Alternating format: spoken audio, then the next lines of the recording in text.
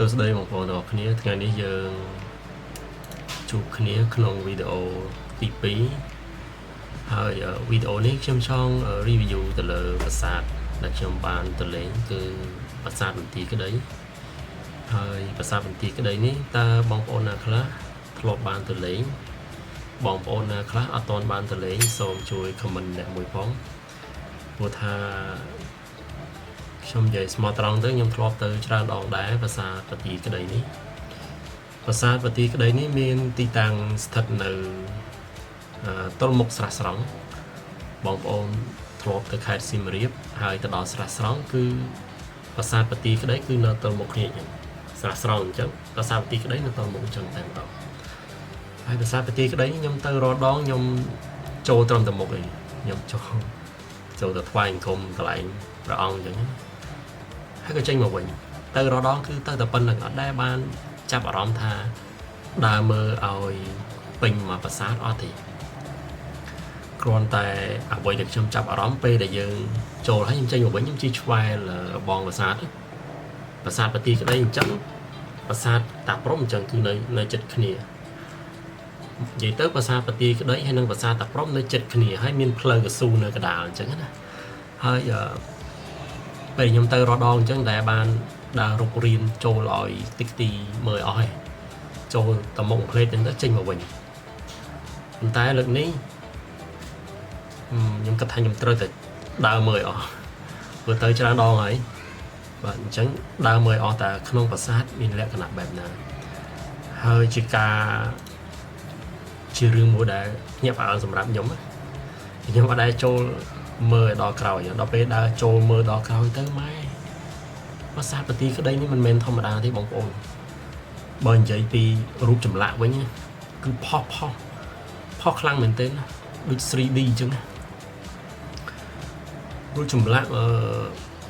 លេចខ្លាំងរូបម៉ែរូបអីហ្នឹងគឺផុសខ្លាំងមែនទែនតែម្ដងគឺដូចមិនដូចទេគឺផុសខ្លាំងជាងប្រាសាទអង្គរវត្តទៀតនិយាយមែនណាបងប្អូនផុសខ្លាំងជាងប្រាសាទអង្គរវត្តហើយនិងប្រាសាទបាយ័នទៀតបើបងប្អូនមិនជឿទេតោះយើងទៅតាមដានទស្សនៈរបស់គ្នាជាមួយខ្ញុំតោះបងប្អូនរបស់គ្នាឥឡូវនេះយើងទៅមើលទេសភាពនៅក្នុងប្រាសាទបន្ទាយក្តីទាំងអស់គ្នាហើយថ្ងៃនេះខ្ញុំសង្កេតឃើញថាមានមនុស្សម្លេងច្រើននៅប្រាសាទបន្ទាយក្តីនិងតាមប្រាសាទនានាខ្ញុំអត់ដឹងមិនដែរប្រហែលជាខែភ្លៀងក៏មិនដឹងបាទខែភ្លៀងទៅនៅតាមប្រាសាទស្លែដោះស្លែបងប្អូនដល់ពេលដោះស្លែគឺខៀវដូចបងប្អូនបានឃើញក្នុងរូបភាពនេះអញ្ចឹងស្មៅក៏ខៀវហើយតាមទូប្រាសាទក៏ខៀវដោយសារតែស្លែមានស្លែគឺស្អាតក៏ទៅប្រាសាទខ្មែរយើងគឺអស្ចារ្យមែនទេខែភ្លៀងក៏ស្អាតអាខែមិនភ្លៀងក៏ស្អាតបែបប្រាសាទស្អាតបែបរចនាបថខ្មែរយើងនៅប្រាសាទបន្ទាយក្តីមានទីតាំងស្ថិតនៅជិតស្រះស្រង់ហើយប្រាសាទបន្ទាយក្តីក៏នៅជិតប្រាសាទតាព្រំផងដែរបងប្អូនណាខ្លះធ្លាប់ទៅលេងប្រាសាទបន្ទាយក្តីជួយ comment អ្នកមួយផងហើយជួយចែករំលែកបទពិសោធន៍និងអារម្មណ៍ល្អៗនៅក្នុង comment ដើម្បីឲ្យបងប្អូនប្រជាជនខ្មែរយើងបានឃើញថាប្រាសាទរបស់ខ្មែរយើងគឺអស្ចារ្យហើយយើងចូលរួមផ្សព្វផ្សាយទាំងអស់គ្នាយើងធ្វើវីដេអូយើងធ្វើ content ផ្សព្វផ្សាយអំពីប្រាសាទដ៏អស្ចារ្យរបស់ខ្មែរយើងទាំងអស់គ្នាដើម្បីបង្ហាញពិភពលោកឲ្យឃើញថាប្រទេសខ្មែរយើងគឺមានកន្លែងដើរលេងច្រើនបែបធម្មជាតិនិងបែបប្រវត្តិសាស្ត្របែបវប្បធម៌គឺមាននៅប្រទេសកម្ពុជាយើងប្រាសាទបន្ទាយក្តីនេះបើនិយាយទៅខ្ញុំមកបានច្រើនដងដែរប៉ុន្តែខ្ញុំមករដងហ្នឹងគឺចូលបានត្រឹមតែមុខខ្ញុំមិនដឹងមិនអត់ដែលនឹកគិតថាដើរទៅក្រោយមិនអីមិនចឹងណាប៉ុន្តែលើកនេះខ្ញុំដើរចូលទៅដល់ខាងក្រោយធ្វើឲ្យខ្ញុំមានអារម្មណ៍ភ្ញាក់ផ្អើលមែនទែនបងប្អូនទាំងអស់គ្នា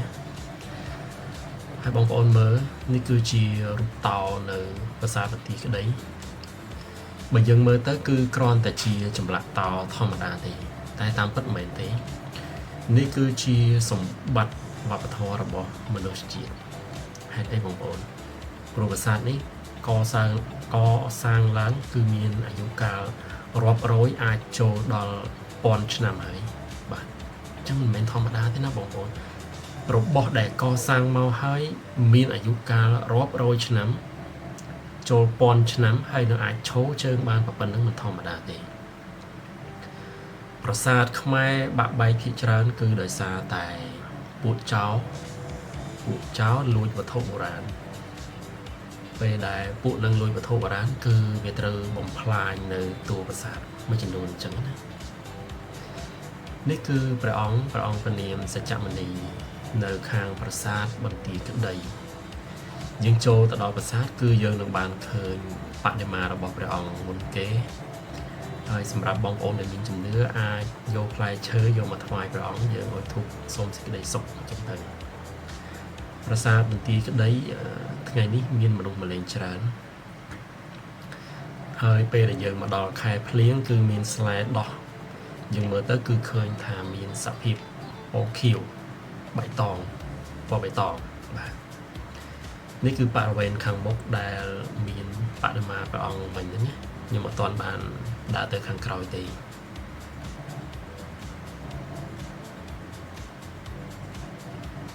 ហើយនៅប្រាសាទបន្ទាយក្តីក៏មាន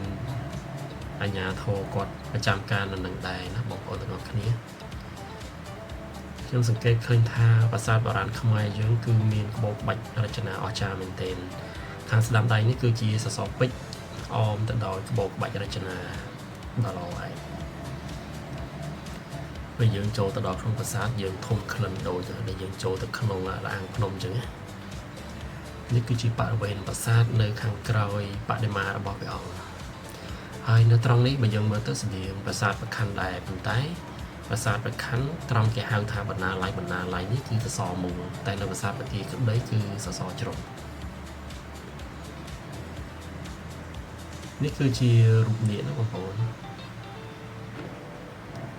តាមប្រាសាទមួយគឺមានអត្ថន័យផ្សេងគ្នាហើយរចនាបថក៏ផ្សេងគ្នាដែរចម្លាក់ត្រង់នេះគឺនៅស្អាតអ្វីដែលខ្ញុំចាប់អារម្មណ៍គឺត្រង់តួប្រាសាទមានដោះស្នឹមពណ៌ក្រហមហ្នឹងណាដល់យើងមើលទៅគឺឃើញដូចជាភាពច្នៃប្រឌិតមួយអញ្ចឹងខ្ញុំចាប់អារម្មណ៍ខ្លាំងមែនទែនពេលដែលខ្ញុំចូលទៅដល់ផ្នែកខាងក្នុងនៃប្រាសាទបន្ទាយក្តីអាចារ្យខ្ញុំមានអារម្មណ៍ថាអាចារ្យមែនទែនខ្ញុំអត់ដែលចូលទៅដល់ខាងក្នុងសោះតែលើកនេះមិនដឹងថាយ៉ាងម៉េចបានញ៉ាំងឲ្យខ្ញុំដើរចូលទៅខាងក្នុងហើយខ្ញុំឃើញភាពអស្ចារ្យរបស់ប្រាសាទខ្មែរយើងអញ្ចឹងខ្ញុំសូមថតជូននៅទស្សនវិជ្ជាខាងក្នុងប្រាសាទឲ្យបងប្អូនបានទស្សនាទាំងអស់គ្នា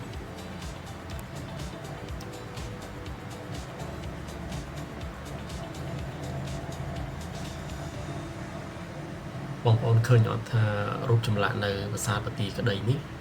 គឺមានសភាពផុសនេះអត់តន់ចូលដល់ក្នុងទៀតខ្ញុំដើរចូលទៅដល់ក្នុងបងប្អូនចាំមើលណារូប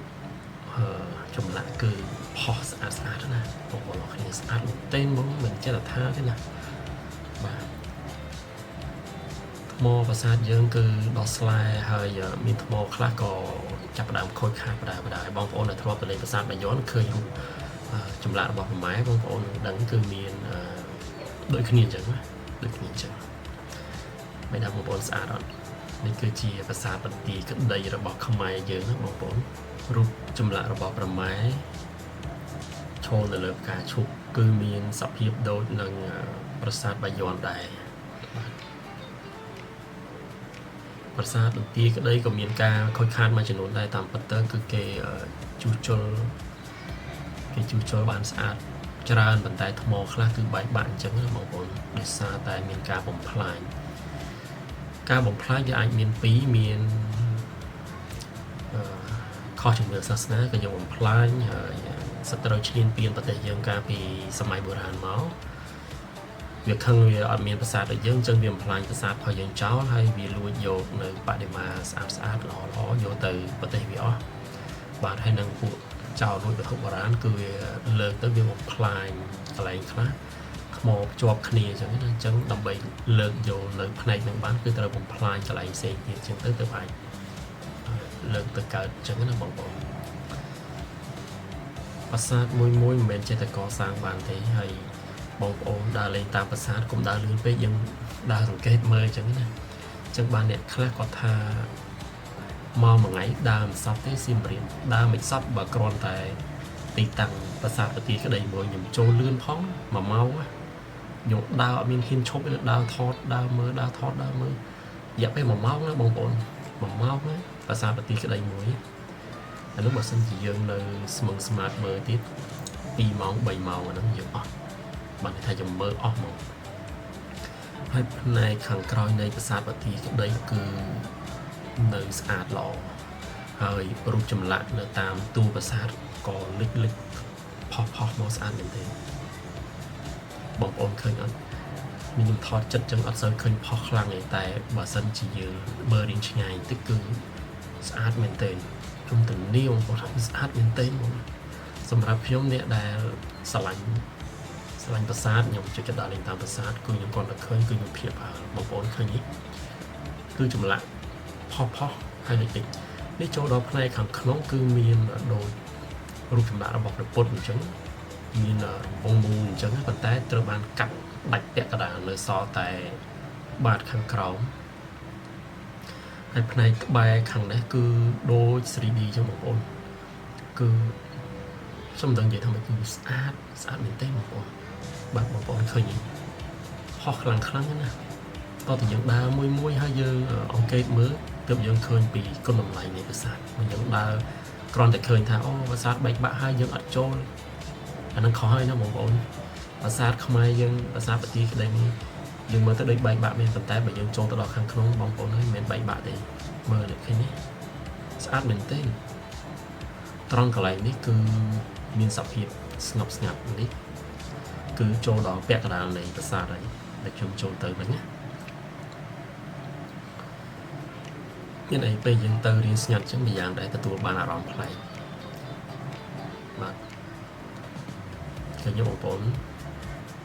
ផុសល្អអត់ដូចជាយកម៉ាស៊ីនមកឆ្លាក់ចឹងបងប្អូនស្អាតណាស់រស់រវើកតែម្ដងមើលឃើញខ្ញុំមិនចេះតែថាស្អាតណាបងប្អូនទៅទស្សនាប្រាសាទប្រទីក្តីទាំងអស់គ្នាត្រង់កន្លែងនេះខ្ញុំភ្ញាក់ផ្អើលមែនទែនត្រង់ត្បែរដែលមានរូបព្រះពុទ្ធហើយមានប្រម៉ែនៅខាងក្រោមទ្ររូបព្រះពុទ្ធចឹងណា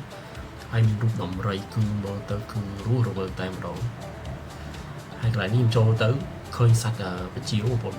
វូមកចង់ផ្អើលហើយកន្លែងនេះខ្ញុំឈប់សង្កេតមើលតើមានអ្វីប្លែកចឹងណាព្រោះដូចមានជាបកគោលនៅកណ្ដាលហើយនៅជុំវិញហ្នឹងគឺមានសម្រាប់ជាស្រះទឹកមួយចឹងដូចអាងទឹកចឹងបងប្អូនឃើញទេស្អាតណាស់ស្អាតចេះសំណាងនេះដែលនៅតួខាងក្រោយនេះអត់ត្រូវបានបំផ្លាញទាំងស្រុងអញ្ចឹងខ្ញុំថតនេះគឺយើងគឺជាមរតកមួយរបស់ខ្មែរយើងអញ្ចឹងវីដេអូនេះគឺជាមរតកមួយរបស់ខ្មែរយើងសម្រាប់ឲ្យយើងអាចមើលឃើញពីភាពអស្ចារ្យនៃប្រាសាទរបស់យើងតទៅមុខរាប់សិបឆ្នាំទៀត10 20 40 50ឆ្នាំទៀតក៏យើងនៅតែមើលឃើញពីប្រាសាទដ៏អស្ចារ្យរបស់ខ្មែរយើងផងដែរនេះគឺជាទស្សនវិជ្ជានៅក្នុងប្រាសាទបន្ទាយក្តីខ្ញុំព្យាយាមដើរចូលឲ្យគ្រប់គីឡូលៀតតែម្ដងបងប្អូនទាំងអស់គ្នាខ្ញុំព្យាយាមដើរចូលមែនទែនហើយវីដេអូត្រង់នេះគឺខ្ញុំដើរដល់ក្រោយហើយខ្ញុំដើរចេញទៅវិញតាមច្រកកណ្ដាលនៃប្រាសាទហើយខ្ញុំថតរហូតអញ្ចឹងទៅដើម្បីផ្ដិតយកនៅទស្សនីយភាពដ៏អស្ចារ្យហើយយើងនឹងអាចមើលឃើញម្ដងទៀតតាមរយៈវីដេអូនេះសម្រាប់បងប្អូនដែលចង់ឃើញផ្ទាល់អាចមកបានណាបងប្អូនទាំងអស់គ្នាប្រាសាទបន្ទាយក្តីនេះគឺជារបស់ខ្មែរយើងបងប្អូនខ្មែរយើងអាចមកទស្សនាបានទាំងអស់គ្នាគឺអស្ចារ្យណាស់បងប្អូននេះគឺខ្ញុំព្យាយាមថតពីខាងក្រោយហើយខ្ញុំដើរទៅមុខវិញដើម្បីឲ្យបងប្អូនទាំងអស់គ្នាមើលឃើញអំពីទស្សនវិជ្ជាជាប់គ្នាតែម្ដងខាងឆ្វេងដៃនេះមើលទៅដូចគេហៅថាបណ្ណាល័យនៅប្រាសាទប្រខ័ណ្ឌដែរប៉ុន្តែសសរនេះគឺជ្រុងបើនៅប្រាសាទប្រខ័ណ្ឌគឺមូល បាទមូលធំណាអោបចូលមនុស្ស2នាក់ទៅ3នាក់បានអោបជុំមកគឺធំណាបាទគឺធំណាហើយខ្ញុំសង្កេតឃើញថាថ្ងៃហ្នឹងខ្ញុំនៅដល់ម៉ោង4ហើយក៏នៅមានបងប្អូនភ្ញៀវទេសចរគាត់មកលេងដែរអញ្ចឹងណាព្រោះថាបើដើរតាមប្រាសាទបើយើងអត់ឆ្លៀតទេគឺអត់បានទេបងប្អូនបើយើងអត់ឆ្លៀតទេគឺអត់បានទេតតែឆ្លៀត